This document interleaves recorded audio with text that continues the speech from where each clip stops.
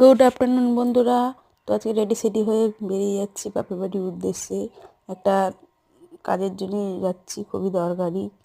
যেন মেয়ে আর আমি রেডি হয়ে চলেছি স্টেশনে। এখন বসে আছি, এখন ট্রেন আসতে দেরি আছে। বসে বসে কী করবো, একটা সেলফি তুলে নিলাম। তো দেখো এখান থেকে যাই না, আমার ক্যামেরায় কী হয়েছে, প্রথমবারে ফটোটা তুললে ভালো, ভিডিওটা তুললে ভালো হয়, পরের বারটা ভালো হয় না। আর এটা দেখো উল্টো দিক হয়ে গেছে। তো এখন ট্রেন ছেড়ে দিয়েছে, আমরাও ট্রেনে বসে পড়েছি। তো দেখো এখানে আমরা বসে রয়েছি, বসে আমরা ফটো তুলছি, ভিডিও তুলছি। তো ভালোই লাগছিলো যেতে। আর বোন বললো স্টেশনে আসবে, আর দিদাও আসবে। তা আমরাও চলে যাচ্ছি। এখন ওই 3:30 মতো বাজে। এই দেখো আমার দিদা বললো শাঁখা পরার জন্য, নিজেও পড়ছে, বা আমাকে বললো যে শাঁখাটা পর।